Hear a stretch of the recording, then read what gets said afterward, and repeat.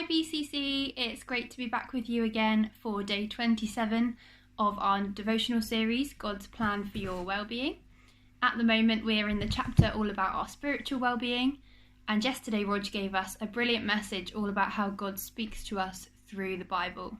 And today, for day 27, we are thinking about how God speaks to us through a still small voice through the Holy Spirit.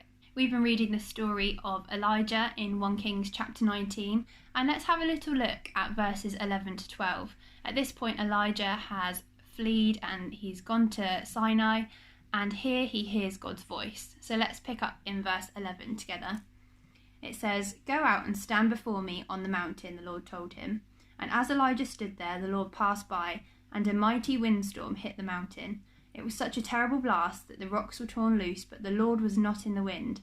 After the wind there was an earthquake, but the Lord was not in the earthquake. And after the earthquake there was a fire, but the Lord was not in the fire.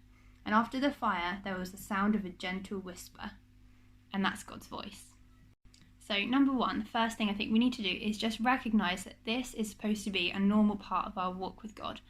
Hearing God's voice is not reserved for Christian festivals in the summer or once or twice a year at a really powerful worship service at church.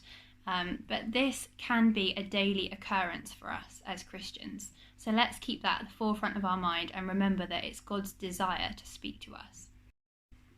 So the second thing that's really important when listening for that still small voice is dialing down, getting ourselves to a place that we can hear that still small voice. And I've learnt loads about this from this book, The Everyday Supernatural by Mike Pilavachi and Andy Croft. Really recommend it if you want to think about this some more. But I'm just going to read you what they say because it's better than what I could say in my own words. So they say, "You can have a noisy heart when you are all alone and a still heart sitting on a crowded tube. Sometimes getting away from others can be helpful, but that isn't the main point. We're talking about a kind of inward attentiveness. This inner attentiveness is less about striving and more about resting and being. It comes when we dial down, relax and sit quietly in God's presence, knowing that we have every right to be there." And the third and final thing really is just to practice. This has been critical for me in growing in this area. We can take the time to dial down, to be with God. We know this is what we should be doing, but we need to practice. And I think it's really important that we practice on 3 levels.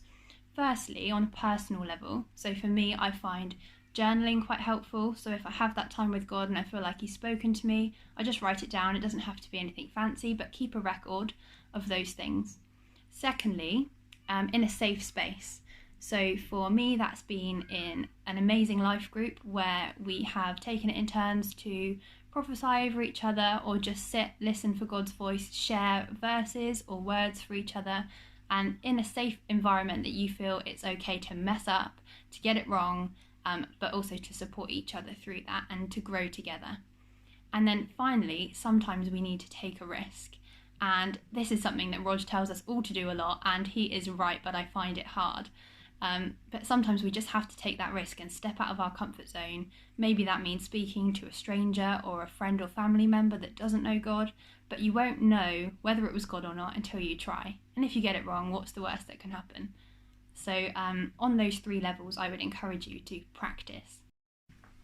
So let's all take some time today to dial down and listen for God's voice, and I believe that he will speak to you as you make space for that. I'm just going to leave you with a final encouragement from, another book that I love. This one's called You Are the Girl for the Job by Jess Connolly, but she says this, which I love. "God, our Father and friend, has placed you in this exact slice of time, arranging every relationship, circumstance, strength, weakness, and gift in your life to uniquely equip you to shine his light and build his kingdom. We've got to give up on the pursuit of being the best or even doing it right, because it's his power and his purpose that we're always meant to do the heavy lifting. God is God, God is the hero, we're blessed to be part of his rescue plan.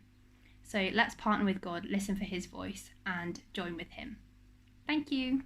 Bye.